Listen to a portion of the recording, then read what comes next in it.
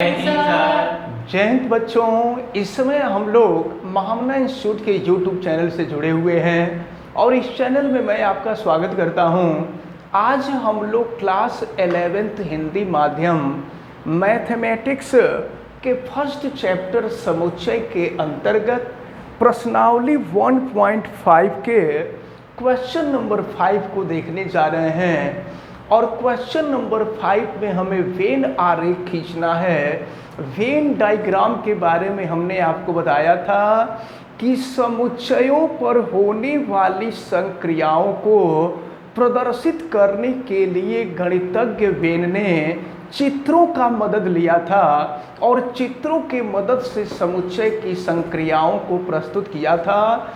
तो हम लोगों को वेन डायग्राम यानी वेन आरेख खींचना है और हम क्वेश्चन देखें क्वेश्चन नंबर 5। इसके पहले मैं आपको बता दूं कि अगर आप चैनल पे नए हैं तो चैनल को सब्सक्राइब जरूर कर लीजिए, बेल आइकन को आप प्रेस भी कीजिए। अगर किसी प्रकार की कोई दिक्कत समझ में आती है तो आप हमें कमेंट भी करें, वीडियो को लाइक करें और वीडियो को मैक्सिमम स्टूडेंट तक शेयर करें। चलिए शुरू करते हैं क्वेश्चन नंबर 5 प्रश्नावली 1.5। निम्नलिखित में से प्रत्येक के लिए उपयुक्त वेन आरेख खींचिए। उपयुक्त माने उचित वेन आरेख खींचना है। तो चलिए हम वेन आरेख खींचते हैं। देखते हैं पहले ए यूनियन बी डैश दिया हुआ है तो सबसे पहले थोड़ा सा समझना है, जब समझेंगे तो क्लियर हो जाएगा। तो सबसे पहले हम सार्वत्रिक समुच्चय को दिखाएंगे और सार्वत्रिक समुच्चय को दिखाने के लिए हमने कहा था कि हम एक आयत दिखा देते हैं और इस आयत में हम कहीं भी u लिख देते हैं। इस आयत में कहीं भी u लिख दिया जाता है तो फिर ये सार्वत्रिक समुच्चय हो जाता है। चलिए हम यहाँ किनारे पर ही u लिख देते हैं, किसी कोने में ही u लिखा जाता है तो ये जो है ये सार्वत्रिक समुच्चय हो गया। अब इसके बाद ज़रा आप ध्यान पूर्वक देखें फिर क्या होता है। अब हम ए यूनियन बी दिखाएंगे। तो ए यूनियन बी का क्या मतलब? अच्छा, इसका मतलब ये हुआ कि यह सार्वत्रिक समुच्चय अवयवों से पूर्ण रूपेण भरा हुआ है। अवयवों से पूर्ण रूपेण भरा हुआ है। तो अगर अवयवों से पूर्ण रूपेण भरा होगा तो इसको हम इस तरह से दिखा देंगे यानी रेखाएं खींच देंगे। इसका मतलब कि ये सार्वत्रिक समुच्चय अवयवों से पूर्ण रूप से भरा हुआ है। अब जरा देखें, हम ए को दिखाएंगे, ये है समुच्चय ए, देखिए। और इसके बाद हम देखते हैं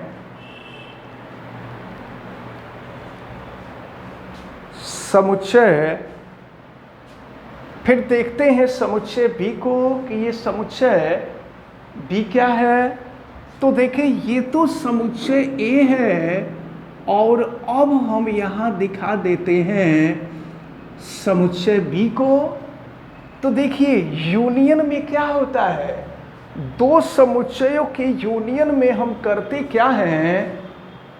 चलिए इसमें हम करते क्या हैं कि यूनियन में जो कॉमन होता है उसको भी ले लेते हैं और जो कॉमन नहीं होता उसको भी ले लेते हैं। तो ज़रा देखिए हम ये जो बीच वाला हिस्सा आप देख रहे हैं यहाँ से, ये कॉमन वाला हिस्सा, इतना हिस्सा कॉमन है। तो जो कॉमन है उसको भी लेना है और जो कॉमन नहीं है उसको भी लेना है। तो देखिए ये ले लिए तो ये तो ए यूनियन बी हो गया।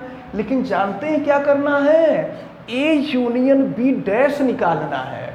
तो डैश कब निकलता है, जब यूनिवर्सल सेट में से, देखिए जब यूनिवर्सल सेट में से ए यूनियन बी निकल जाएगा।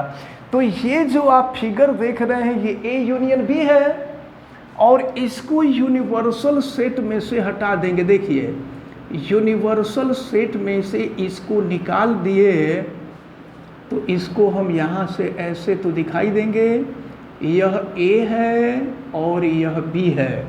तो ये ए यूनियन बी था और इसको हम यूनिवर्सल सेट में से निकाल दिए तो यह ए यूनियन बी डैश हो गया।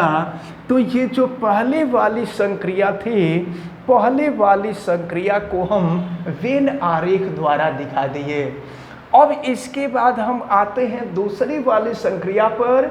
देखिए दूसरी वाली संक्रिया में क्या है, जरा देखिए। फिर दूसरे को दिखाने के लिए यहाँ भी हम एक फिर से सार्वत्रिक समुच्चय लेंगे और ये सार्वत्रिक समुच्चय U हम यहाँ कहीं भी लिख देंगे और यह अवयवों से पूर्ण रूपेण भरा हुआ है। यह सार्वत्रिक समुच्चय देखिए अवयवों से यह पूर्ण रूपेण भरा हुआ है। अब हम A डैश देखेंगे। A डैश क्या है जरा देखिए। तो A डैश का मतलब होता है यूनिवर्सल सेट में से A को हटा दीजिए।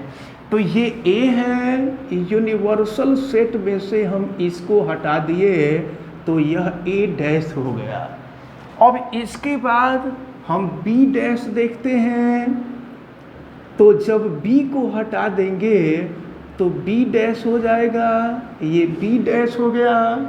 लेकिन हमको क्या करना है कि A dash intersection B dash निकालना है। A डैश और B डैश का इंटरसेक्शन माने कॉमन, तो दोनों के बीच कॉमन वाला पार्ट यही है। तो ये हो गया आपका A dash intersection B dash. अब इसी तरह से अगर थर्ड पार्ट को दिखाना हो तो थर्ड पार्ट को भी दिखाने के लिए सार्वत्रिक समुच्चय तो हम सब में दिखाएंगे। ये सार्वत्रिक समुच्चय हो गया और यहाँ U लिख देंगे। यह सार्वत्रिक समुच्चय अवयवों से भरा हुआ है, तो इसको अवयवों से पूर्ण रूपेण भरा हुआ हम दिखा देते हैं। और फिर देखिए A इंटरसेक्शन B डैश। तो पहले आप देखिए कि A इंटरसेक्शन B क्या होगा। ये देखिए तो यह A है और यह B है। ध्यान दीजिए यह A है और यह B है और इंटरसेक्शन, इनका जो इंटरसेक्शन है, इंटरसेक्शन वाला हिस्सा ये है। और देखिए क्या करा, डैश डैश माने इसी को हटा देना है। A और B का जो इंटरसेक्शन है तो A और B का इंटरसेक्शन इतना ही है, बीच वाला जो हिस्सा है इसी को हटा देंगे। देखिए तो इसको हम यहाँ से हटा देंगे तो ये हो जाएगा आपका A इंटरसेक्शन B डैश हो जाएगा। अब इसके बाद हम फोर्थ केस पर आते हैं।